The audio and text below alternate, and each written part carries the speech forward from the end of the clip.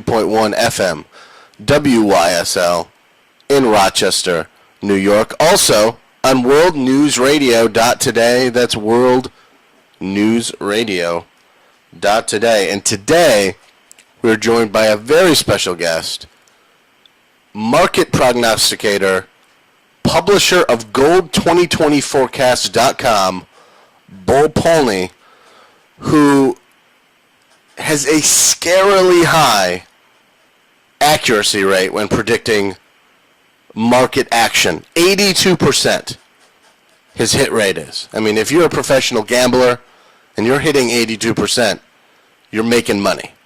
You're making a decent living there. And Bo is running a great site here, and he's bringing information to the masses. So, welcome to the show, Bo. Jake, thank you for reaching out. Thank you for calling in. Yes, I look forward to speaking with you too. So, thank you very much. Okay, so excuse me. Why don't we start off with, the world is out of time. The greatest bubble in the history of mankind is on our doorstep. What does that entail exactly? Well, ever since I started analyzing the cycles and looking at the stock market, what I've had, and if people have gone back and watched all my interviews or listened to my videos that I've made, since last year, we've had the year 2016 as a cycle low, okay? But if the videos that we've illustrated, this is a financial monetary cycle low. So it goes back 252 years. So bottom line is the cycle indicates that regardless of the price action on the stock markets currently, what's going to happen is a complete meltdown. And soon, we're not talking far away. We're talking extremely, soon, where it turns around and it completely collapses and crashes. And so everything that, the people who run the monetary system, they're printing money like there's no tomorrow right now, trying to prop it up, but it's going to fail. And it just because everything's computerized now, they're holding it up as best they can, but ultimately the cycle is still down. And the year 2016 is supposed to bring a terrible, terrible crash low. And the problem that I see right now is because they're propping it up, the masses are believing that there is actually, hope, and the markets are going to rally and make new highs and continue to proceed because everything is okay in Disneyland. But the problem is every day that goes by, the cycle keeps adding another day, but the low point doesn't change. So we're left with now that the meltdown is going to be dramatic and quick. And so what happens is the masses are going to get extremely hurt because the collapse will be so quick and fast. Now you're basing a lot of this on these 42-year cycles you've analyzed and discovered, going all the way back to the 1800s, these crash cycles that we tend to have where the market collapses. What would separate this one from the other crash cycles we've had? Well, I posted a video when I was in Singapore just the other day. I did an interview, or did a presentation in Singapore, and I basically posted that presentation, turned it into a YouTube video, and posted it just the other day. But what distinguishes this one is what's called the jaws of death pattern, and what that is it's a completionary pattern. So it's an extremely rare pattern that happens in nature. Okay, so number one is it's very, very rare for that to happen, and if it does happen, it will always happen at the end of a cycle. Well, what's the end of the cycle? This cycle is 242 or 252 years, and that jaws of death pattern basically started in the year 2000 with the first crash. And so, like when I was on Greg Hunter, I spoke specifically about how it's called time compression, and so cycles compress with regards to time. And so, if you had a chance to look at the YouTube video, which we'll have posted on our webpage for the next few days, but you can just go to YouTube and just type in gold 2020 forecast, and it should be the first video that comes up. But it's basically the title of it is what you mentioned earlier. The greatest bubble in the history of mankind. So it's worth watching the 15-minute video. But in that presentation or in that YouTube video, what I discuss, and what I also discussed on the Greg Hunter interview about a couple weeks ago, was time compression. And so from the year 2000 to the year 2003, that was the first dot-com, but that was the first crash, and that was the dot-com crash. Well, that took 3 years, okay, roughly. So then we rallied back up, equity markets rallied back up, and then what happened was they topped out again the year 2007, and then they crashed. And so that was the stock market slash, gold crashed then too, or dropped as well also, and that was a real estate crash.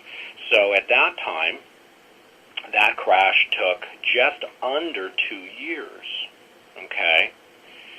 So we did another interview this past July, July 20th, with True News. Again, we scheduled that interview 2 weeks in advance, intentionally knowing that, again, we ran a 7-7-7 cycle. So that cycle basically started with October 31st of 2007. We added 7 years, 7 months, 7 weeks.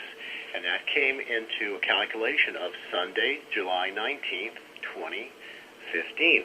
Now, the reason 7/7s are important because they're God's numbers, okay? So it's 7 times 3 is 21, and very, very, you add 2 and a 1, you got a 3. It's a trinity, okay? So very important, very powerful numbers. And so what happened when you add the 777s, it arrived at July 19th, which is Sunday. So our interview that we scheduled 2 weeks prior was on the 20th. We did an interview on the July 20th, and we said, well, there's the top, and this should be the top here and now, and it's over from here. Well, from July 20th of 2015, neither the world or the U.S. markets have ever gone higher. So that is marked. That has basically been, a line in the sand for the top on the markets. And so what's happened now is markets have dropped twice. And then come back up. So now this being April 18th, April 18th, markets have rallied back up the third time, the second time now off that July top. But the problem is the July top is still the top. And so 2016 is coming in here, and so the first crash cycle was roughly 3 years. The second crash cycle was roughly 2 years. Well, then this crash cycle, with time compression, should be roughly 1 year. So between now and summer, expect an immensely terrible crash on the U.S. and the world markets. So the start of this current crash cycle we're in, the start of the downward trend of the crash cycle anyway, according to your calculations, was Friday, April 15th, which was just the Friday that passed. So we're in, according to your calculations, and you have an 82% success rate. I mean, I've done my research on you, and you do have an 82% success rate in your predictions. Right now, according to your calculations, we are in that downward trending towards the crash. Well, right. If you look, you'll notice Japan dropped like 600 points last night. And, so that potentially is the start of the trend. Japan's market crashed like 600 points in 1 day yesterday. So that was the first trading day of this week. And again, today being Monday, the 18th. The U.S. markets did, however, go up today. But, again, an alternate calculation, as I said in the video, because remember, the Sunday, that was Sunday, July 19th of 2015, that would put it into Friday, but there was no trading day until Monday the 20th. So if you did the 20th calculation, that would put it into Saturday. So the first trading day would be today for the U.S. markets. So potentially it will be high point to high point, if that makes sense. So, if people are watching that video and say, oh, it didn't crash today, well, it's not supposed to, okay? When you do a calculation, it's from high to high. and that could be usually to the exact day. Typically, it can be, or plus or minus, a day or two or three sometimes. But typically, these have been even running sometimes to the exact day. So if today marks the high, even if it popped a little higher tomorrow on the Tuesday, but then it could reverse. But the point is, it's literally out of time. So if that calculation that I illustrated in Singapore is correct, then the U.S. markets should have finished today, or the early part of this week of April. And this week starts out on Monday the 18th, so it should be finishing out here. And then interestingly enough, this is another 7 calculation which I didn't talk about at the presentation, but I can give to you if you might want to find this interesting. But Jake, if you took, remember Lehman Brothers in 2007? Sure. Okay. Well, what happened? That was the start of what? Of the whole financial meltdown, right? Yeah, and Bear Stearns and all of that stuff, yeah. Right. Okay. Well, now, want to throw a 7 cycle on that? 7 years, 7 months, and 7 days. And guess where you end up? The 24th, this Friday. Well, actually, the 24th would be this Sunday. Interesting, but all the 7 patterns that I calculate are lining up to like here and now. So, does it crash? Does it start to reverse and drop? This week, early this week, or is it going to be early next week? But the point is, it's so out of time, it's ridiculous. So, what will this crash look like exactly? Is it going to be a one-day 5,000-point drop followed by another massive drop the next day? I mean, or will it be, we lose 1,500 one week, 2,000 the next week? I mean, will this be, spread out over a couple weeks, or will it be like a couple day, very horrible 2 or 3 days or something like that?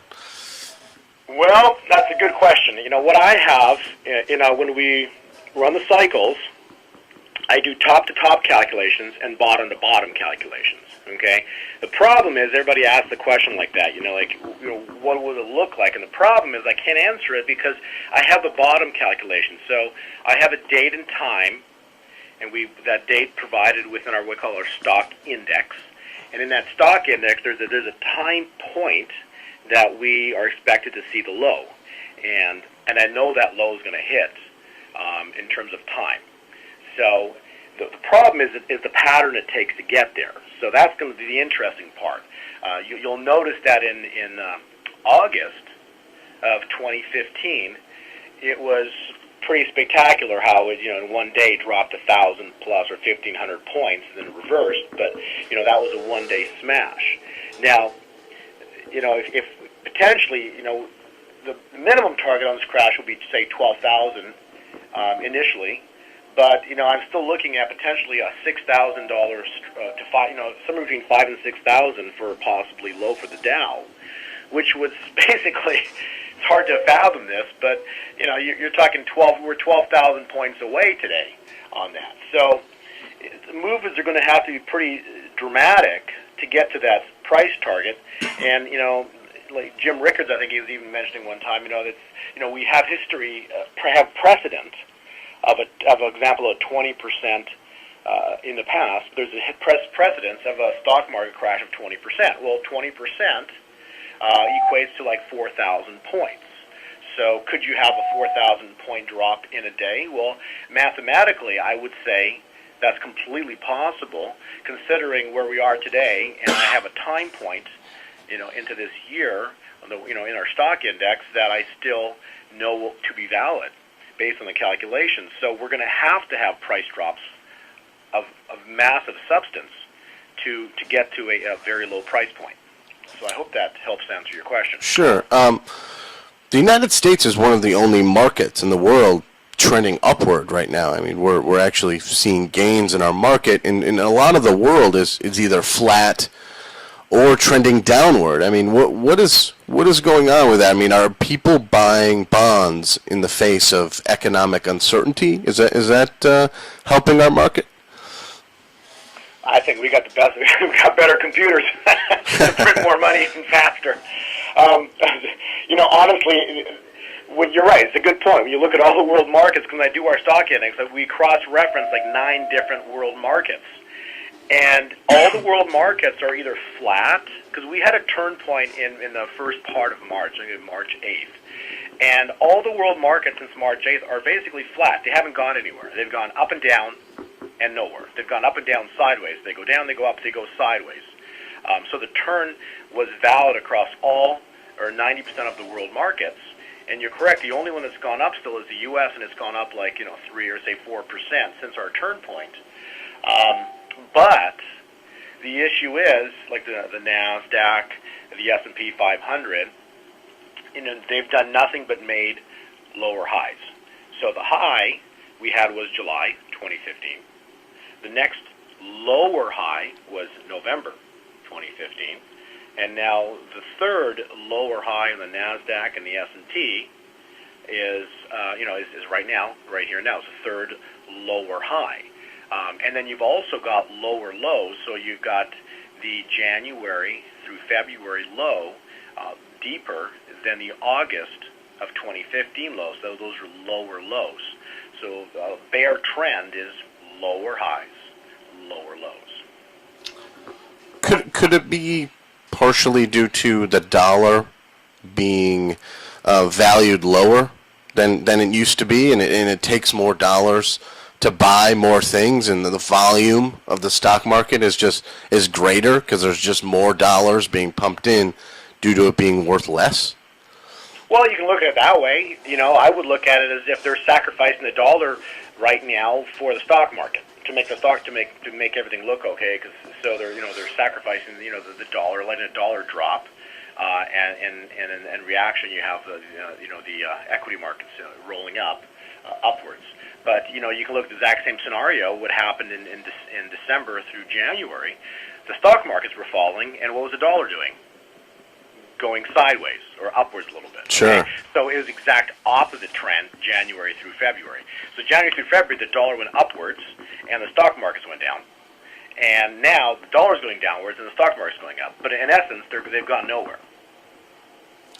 So why don't we get into how the dollar plays into this whole crash? I mean, how does the dollar play a role in this the greatest bubble in the history of mankind?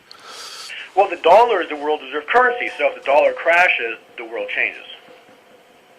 So the dollar crashed or dropped significantly, or you can use the word crash, in August of 2015, exactly with the world stock markets and the U.S. markets. So again, in that presentation that I did in Singapore, I illustrated the charts, and I literally put the dollar right exactly below the stock market on the same exact chart, and you'll see it was exact pattern, exact day. The dollar bottomed and the world markets bottomed, so they both fell congruently or together. And so the dollar itself is now expected to do the same thing. Even though it's been falling, I don't think it's going to bounce here. The bounce is, we had a little bit last week, but basically it's hanging on the lifeline here around 90, 94 range, and if it goes a little deeper, it's going to break support and then free fall. And if you break a dollar, if the dollar drops significantly, say 10, 20%, like I said on the Greg Hunter interview, a 20% drop on the dollar. Let's just be conservative. Let's say a 10% drop on the dollar. The countries that hold the bonds go to sell the bonds. They have, let's say, a bond yield of 1.7%. So what ends up happening is that the countries that go to sell the bonds, they have to sell them obviously because they're U.S. bonds, they have to sell them to the U.S. dollar, which just got dropped or devalued by, say, 10 or 20%. So you're going to have roughly an 8 to an 18% net loss on that bond. So it becomes very, very problematic and extremely bullish for gold and silver. You also have, I've seen you in some of your video presentations, you have a U.S. dollar cycle, that graph that you put up. Can you go into that a little bit? Well, the U.S. dollar cycle, I've got it, mapped that out, years forward. And again, see, the problem with the U.S. dollar is when you do time calculations, you calculate tops to tops, bottoms to bottoms, and the pattern in between is not so easy sometimes. But again, the U.S. dollar, the ultimate pattern for it is down for years. So even though after this crash, it might bounce. We'll have to see. Well, it will bounce. We'll have to see how bad the crash is. So the dollar cycle is going to bottom with the stock market. And so what we have for a cycle low date for the stock market is going to coordinate and match up with the dollar low on this initial devaluation or crash that we're expecting to see here very soon. So, in all of the face of economic uncertainty that we're heading towards, you advise people to have crash insurance, what you call crash insurance. Let's get into what sort of crash insurance people should have to protect themselves against whatever they're going to face in the future. Well, first of all, I don't like to advise people anything. I think people need to do their own homework. But they need, I try to do this. I try to inform people is what I'm trying to do because it's important. I believe there's a message to be said and message to be told, and the point is, if you understand, what we've illustrated, and when we've shown how it's mathematically possible, based on what we've done, with past calculations and time points, it's important to understand that if we're right, and I know we will be, that when the markets go down, when the dollar goes down, the only thing left standing is gold and silver. And the problem is that when the world wakes up to this that happened, the world will catch gold fever, and everybody's going to want it. Well, you can't. How are you going to get what everybody in the world wants? It's going to be hard. And so, if you're trying to get something that everybody in the world is chasing, the problem is the price goes through the roof, both in terms of the price of the metal and in terms of the price of the premium or the markup, just to get your hands on it. So, the point I'm trying to educate and have be the messenger on is if you have crash insurance, then it meaning gold and silver, you're protecting your of what could happen here in the very near future. So whether it's a portion of your portfolio you decide to do, or all of it, or whatever, the point is, if you don't have any gold or silver, you're basically holding paper, and paper is paper at the end of the day. Right now you believe it to have value, but what happens if it one day doesn't? So you need to protect yourself, and if you understand, if anybody knows anything about history, history's always shown that the world knows that gold and silver are money, and eventually, when it's necessary, the world will always turn to gold and silver as money. We're in a post-crash world right now, Bo. The government is going to have their own agenda, their own reaction to the situation. The public is going to have a different sort of reaction and a different agenda. Everyone's going to want to make this chaos go away. I mean, I don't trust the government to react in the best interest of the public at all. They haven't for a very, very long time. What do you see the government doing in this situation, and how do you think the people should react moving forward? Well, that's a tough question. Again, I do psychoanalysis. My goal is to provide the when factor. When is sure. When could this happen? When could that happen? We need some solutions, though, Bo. Into the future, but how it plays out with relation to the effects on the people, how people react, those are going to be difficult questions to, those are just complete guesses on my part. But I'd say this, if you have gold and silver, you at least have something that you can do something with. And so whatever happens in the future with relation to laws or this, whatever may or may not change, we don't know. At least you have the opportunity to be a part of it, versus having no gold and silver, and you can't even be a part of making the decision of how you want to react to what the government may or may not do. So at least if you're holding the metals, you could at least be a part of making your own personal decision how you choose to react. I think we've seen the blueprint for how governments will react in Cyprus when they had their incident, and there was a bail-in. People got a large percentage of their bank account just sucked right out and right into the bank's coffers, and that's what I think we're going to be facing. Oh, no, I would agree with you on something like that. Like, I would say, like, I don't see why that would not happen.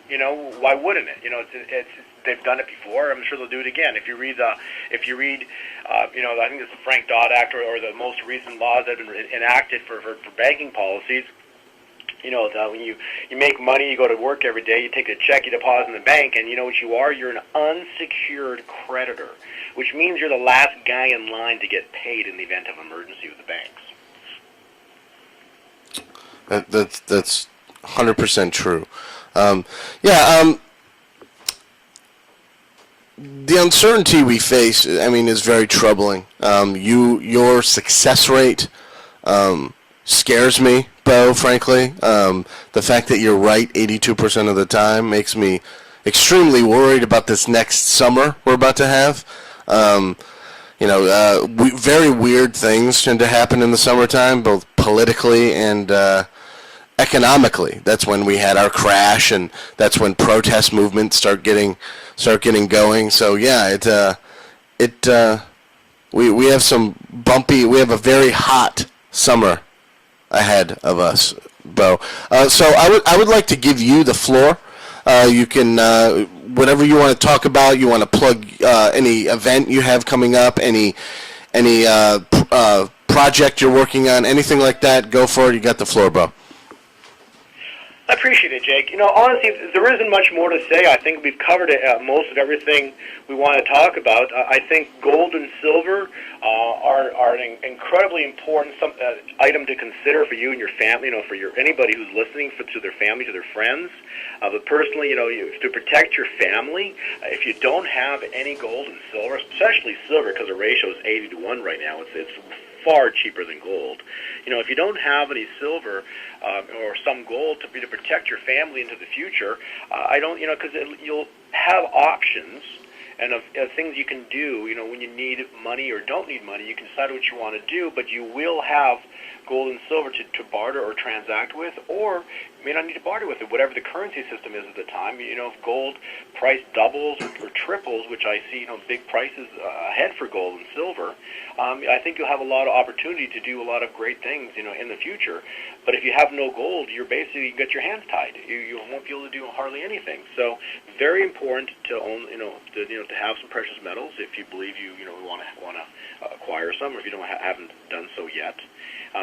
Stock market, very dangerous place to be, and those are the two key issues. We have there is a cycle low coming in for the equity markets, the stock markets, between now and summer. So we offer that time point in what's called our stock index. We do see, I think the trigger to the whole thing is a move vertical with gold and silver. And we do have a very specific time point. We have two important time points for gold and silver for cycle highs this year, and one's coming up quite soon here, and the other one's going to be a little bit later in the year. But again, just a wonderful time to be involved in the precious metals. I believe this year is going to be the key word here is gold fever. So I think that's what's coming this year, and with relation to the equity markets, I truly believe this is going to be the year of the greatest bubble in the history of mankind, when it really starts to blow up and the world starts to have some massive problems. How high do you see gold and silver going? I know you say on your website 3-digit silver in 2016. How high do you see gold going specifically in 2016? Well, we've always, my first target on gold is it should make a new high, so it should get above 1900. So that's the first target. And it depends on how soon it makes that high. Then the second high is easier to forecast. See, when a cycle moves, it makes a cycle high, then it backs off. So if it hits that high point early part of this, earlier than later part of the year, then, we'll see even bigger numbers by the end of the year. So it depends on how high we go in the first part of the year versus, first half of the year versus the second half, to be able to forecast the second half of the year. But I still believe that this year we should see a minimum of 2,000, on gold, potentially maybe higher. But I think we're going to see some big numbers, and silver is going to far outperform gold to the upside. So if silver, if gold makes a move of, say, double, then silver should make a move of triple to quadruple. Just because of the 80 ratio, it needs to get smaller. 80 to 1 ratio needs to get smaller, and but ultimately, gold, who knows how high it could go. See, the problem is how much money will be destroyed in the deflationary crash that's coming. So, if it depends on how big the crash is to ultimately know how high the price of gold could go. Minimum target would be the conservative would be 5,000 in gold. More realistic, probably something in the 10 range, 10,000, and it could go as high as crazy numbers like 30, 40, whoever, 30, 40, 50,000. Those are hard numbers to fathom, but it depends on how much money is ultimately destroyed, and then how much money is created in hyperinflation in QE4 that will be introduced afterwards, following this crash. So it'll really be interesting. It's based on money supply is really the ultimate price of gold. But the bottom line is, the bottom came in when we did our interview on the 3rd of December at $1,045, and now we've got a lot of time to the upside, a lot of years to the upside. Silver above $100 an ounce. That would be incredible to see. Bull Polny, gold2020forecast.com. Go to gold2020forecast.com. Thank you again, Bull Polny, for coming on the show today. Appreciate it, and hope to have you again on in the future, sir. Jake, thank you very much. Thanks for being here. I appreciate being here, and thank you very much. Thank you. Have a good one.